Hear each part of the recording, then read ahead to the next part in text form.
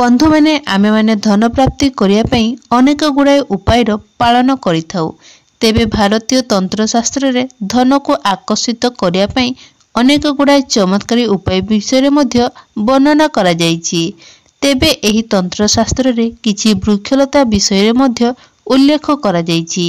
एमिति किछि वृक्षलता रहिछि जेउ वृक्षलता माध्यम रे आमे आमर मनस्कामना को पूर्ण करि परिबा। तेबे बंधु मैंने आजिर एही वीडियो रे मु आपनकु सेही भली गोटिए गछ विषय कहबाकू जाउछि जेउ गछ माध्यम रे आपण आपणकर अनेक गुड़ाए मनस्कामना को पूर्ण करि परिबे। तेबे आपण माने वीडियो रे जेउ गछटी को देखुचंती सेही गछटी को ब्रह्मतंडी कहा जाई थाए। अनेक अंचल रे एहाकू सत्यानाशी गछ मध्य कहा जाई थाए एवं हिंदू पुराण रे एहाकू स्वर्णश्री बोली मध्य कहा जाई थाए। तेबे एहाकू ब्रह्मतंडी एथिबे कहा जाए काहेकि ना ब्रह्मदेव एहाकू अमर आमर धरार कल्याण निमंते से पृथ्वी को पठाई थिले। तेणु एहाकू ब्रह्मतंडी कहा जाई थाए एवं सत्यानाशी एथिबे कहा जाए कि एहा कौनसी भी व्यक्तिर दुर्भाग्य को नाश करिथाए। सेथिबे एहाकू सत्यानाशी मध्य कहा जाई थाए एवं शेषरे एहाकू स्वर्णश्री एथिबे कहा जाए जे जदि आपण एहार सठिक उपाय पालन करंती एहार सठिक भावरे उपयोग करिथांती तेबे आपनको जीवन रे केबे भी धनर अभाव होई न थाए। सेथिबे एहाकू स्वर्णश्री बोली मध्य कहा जाई थाए। तेबे एही गछटी को आपण माने निश्चित भावरे कोठारे ने कोठी निश्चय देखिथिबे एवं देखिकी एहाकू अणदेखा मध्य करि देइथिबे कारण आपण माने निश्चित एहाकू एक अनाबना एवं जंगली गछ भाबी थिबे कारण एहा एक कंटा जातीय गछ अटे। एहार पत्र रे कंटा रही थाए। तो बंधु माने आपण माने किंतु जानि रखिबा उचित जे एहार पत्र भगवान शिव शंकरंकर अत्यंत प्रिय होई थाए एवं आउ गोटिए कथा निश्चय मन रखिबे जे एही गछटीर उपाय आपण वर्ष रे केवल 3 थर करि परिबे। एपरि 3टी दिन रहिछि जेउ दिन गुडिकरे आपण एहार व्यवहार करि परिबे कारण एही 3टी दिन रे ही एहा आपणकू ताहार प्रभाव देखाई पारिबो। अन्य कोनोसी दिन रे एहा आपणकू तार प्रभाव देखाई पारिबो नाही। तेबे एही 3टी दिन रे जदि आपण एही गछर सठिक व्यवहार करिनियंती तेबे मानिकी चालंतु आपणको जीवन रे केबे भी कोनोसी प्रकारर समस्या आसीबो नाही। तो बंधु माने जदि आपण व्यापार वाणिज्य करूछंती एवं आपणको व्यापार वाणिज्य रे क्षति सहिबाकू पडुछि तो व्यापार वाणिज्य रे पुणी थरे आपणकर लाभ हेबाकू लागिबो एवं व्यापार वाणिज्य रे आपण उत्तरतर उन्नति करबाकू लागिबे एवं जदि आपणकर शत्रु भय लागि रहिछि सबुबेले आपण शत्रु मानकू नै चिंतित रहुछंती तो आपणकर शत्रु भय मध्य दूर होई जिवो। तेबे बंधु माने प्रथम दिनटी होछि रवि पुष्या नक्षत्र। जेउ दिन रवि पुष्या जोग होइथिबो सेही दिन आपण एही गछटीर व्यवहार करि परिबे। द्वितीय दिनटी होछि गुरु पूर्णिमा एवं तृतीय दिनटी होछि अमावास्या। तो एहार जेउ फूलटी होइथाए ताहा सुनेली एवं हलदिया रंगर होइथाए।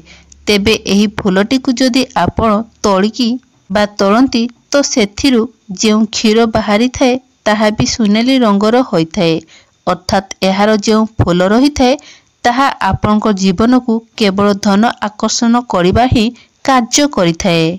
आयुर्वेदिक रे मध्य एहाकू अत्यंत उत्तमतम गछ बोली माना जाई थाए। एही गछर उपयोगिता अनेक रोगर मध्य निवारण करि पारिबो। तेबे बंधु माने आजिर एही वीडियो रे मु आपण मानकू केवल एही फूलर तांत्रिक प्रयोग विषय कहिबी जार प्रयोग करी आपण निज जीवन रे चालुथिबा अनेक गुड़ाए समस्यार समाधान करि परिबे एवं धन को मध्य आकर्षण करि परिबे एवं आपणको जीवन रे थिबा नकारात्मक शक्ति गुड़िक मध्य सबुदिन पई दूर होई जिवो। आपणको जीवन रे सकारात्मक ऊर्जार मध्य वृद्धि हबो। तेबे बंधु माने एही फूलटीर सठिक उपयोग एवं उपाय जानिबा पूर्वरु आपण माने वीडियो को गोटे लाइक करी चैनल को सब्सक्राइब करी नियंतु एवं तळे थिबा कमेंट बॉक्स रे भक्ति एवं श्रद्धार सहित हर हर महादेव निश्चय लिखंतु। तो बंधु माने आपण माने निहाती ध्यान रखिबे जे आपण को एही फूलर व्यवहार सठिक भाव रे ही करिवार अछि, कारण वर्ष रे केवल 3टी दिन रे ही आपण एहार व्यवहार करि परिबे। तो आपण को जेउठारे भी एही गछटी मिलुछि आपण गोटिए कला रंगर कुंडरे एही गछटी को सेठार उपाड़ी की नहीं आसंतु। जदि गोटिए कला रंगर कुंडरे आपण एही गछटी को लगाई घर को आणुछंती तो आपण को घरे थिबा समस्त नकारात्मक शक्ति गुड़िक आपण को गृहरु दूर होई जिवो एवं गृह रे सकारात्मक ऊर्जार वृद्धि हेबो। तेबे प्रथमे आसंतु जानि नबा जे रवि पुष्या नक्षत्र रे आपण एही फूलर प्रयोग किपरि भाबरे करि परिबे। तेबे बंधु माने जेउ दिन रवि पुष्या नक्षत्र थिबो सूर्य अस्त पूर्वरु आपण एही गछटिरु गोटिए फूल नहीं आसंतु। तापरे संध्या समय रे आपण जेतेबेले संध्या दउछंती सेही समय रे आपण माता लक्ष्मींकर सामना रे एक शुद्धर दीप घियो जालंतु। तापरे आपण जे फूलटी को नेइथिबे सेही फूलटी को आपण माँ लक्ष्मी को अर्पण करिवे एवं तापरे आपण माँ लक्ष्मींकर बीज मंत्र को उच्चारण करिवे। मंत्रटी होची ओम श्री श्री देवी हे नमः किंबा ओम महालक्ष्मी नमः। तो सेही फूलटी को अर्पण कर सारिला परे आपण मंत्रटी को 1001 थर जप करंतु। तेबे बंधु माने रवि पुष्या नक्षत्र रे जदि आपण सठिक भावरे एहार उपाय पालन करिनियंती तो निश्चित भावरे आपनकु माँ लक्ष्मींकर विशेष कृपा प्राप्ति हेबो।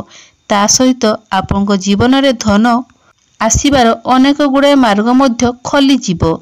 आपनक जीवन रे कदाबी भी आपनकु आर्थिक समस्यार सम्मुखीन हेबाकु पड़िबो नाही एवं जदि कौनसी भी कारणवशत आपनक व्यापार वाणिज्य अटकी जाइथिला सेथिरु आपनकु क्षतिर सामना करिया पई पडुथिला आपण जेते चेष्टा कला परे मध्य आपनकु जदि आपनक व्यापार वाणिज्य रे लाभ मिलि पार नथिला तो आपण एही उपायटी को करला परे आपनक व्यापार वाणिज्य रे आपनकु पुनर्बार उन्नति देखिबा को पाई परिबे एवं आपनकर लाभ मध्य प्राप्ति हेबो एवं आपनक व्यापार वाणिज्य रे पुनर्बार उत्तमतर उन्नति देखिया को पाई परिबे।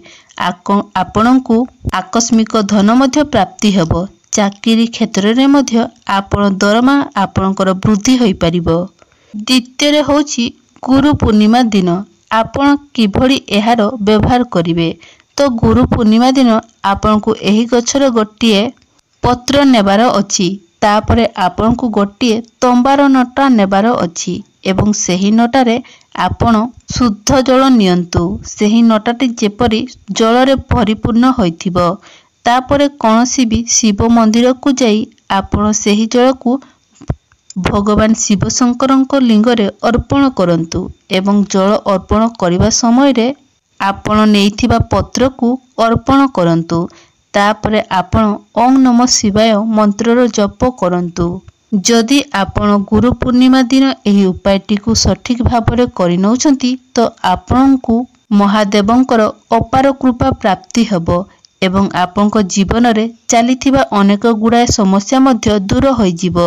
जदि आपनकर कोनोसी प्रकारर बेमारी लागी रहिछि ताहाले मध्य ताहा दूर होई जिवो। आपनकु उत्तमतम स्वास्थ्यर प्राप्ति हेबो। गृह रे सुख शांति समृद्धि वृद्धि हेबो। तृतीय रे होछि अमावास्या दिन। तेबे बंधु माने तो आपण अमावास्या तिथि रे आपनकु एहार गोटिए फूल तोड़िकी आनिबार अछि एवं आपनकु कोनसी भी दिन कोनसी भी शनि मंदिर को सेही फूलटी को नेकी जिबार अछि। तापरे आपण शनि मंदिर रे एक घियर दीप जालंतु। तापरे सेही फूलटी को अर्पण करी आपण शनि चालीसा पाठ करंतु। तेबे शनि चालीसा आपण 7 थर पाठ करिवे। तेबे एही उपायटी को आपनकु सूर्य अस्त हेबा परे करिबार अछि अर्थात संध्या समय रे करिबार अछि। आपण जदि एही उपायटी को करिनियंती तेबे आपणको कुंडली रे आपणको राहु केतुंकर साथ मिलिबो। आपणकर नवग्रहंकर शुभ फल मध्य आपणको प्राप्ति हेबो। जदि आपणको पछरे कोनोसी शत्रु पड़ी जाइथिले बारंबार आपणकर क्षति करिया पई चाहूथिले तो ओलटा सेमानकर क्षति हेबाकू लागिबो एवं आपणकर कोनोसी भी क्षति हबो नाही। तेबे बंधु माने शनि होउछंती न्यायर दाता, कर्मफलर दाता।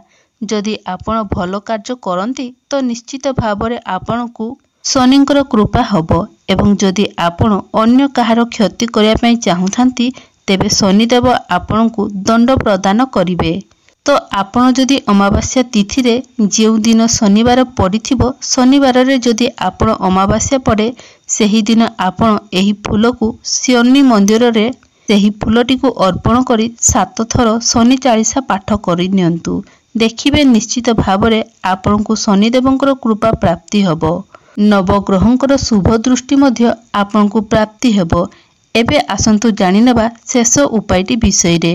जदि आपनक गृह रे कोनसी जादू शक्तिर प्रयोग करा जायछि किंबा कला जादूर प्रयोग करा जायछि, कोनसी भी तंत्र शक्तिर प्रयोग करा जायछि किंबा भूत प्रेतर नजर आपनक घर उपरे लागि रहिछि तो निश्चित भावरे आपनक घरर मध्यरे एही गछटी को लगाई दियंतु एवं प्रत्येक दिन एही गछरे आपण जल अर्पण करंतु।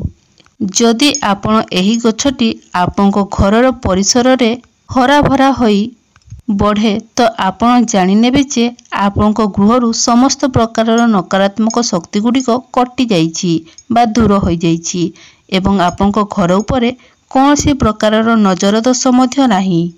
तो आपण मानकू एही गछटी साधारण लागि थाई पारे किंतु एहा एक एमिति चमत्कारी गछ अटे कारण एहार एक एपरि चमत्कारी शक्ति रहिछि जहार प्रयोग करी आपण निज जीवन रे अनेक गुड़ाए जिनिस प्राप्ति करि परिबे।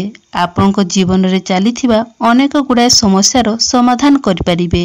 जीवन रे चलीथिबा समस्त दुख कष्टर नाश करि परिबे। तो बंधु माने मोर एही भिडियोटी जदि आपण मानकू भल लागि थाए तेबे भिडियो को लाइक करी चैनल को सब्सक्राइब करी नियंतु एवं कमेंट बॉक्स रे भक्ति और श्रद्धार सहित जय मां लक्ष्मी निश्चय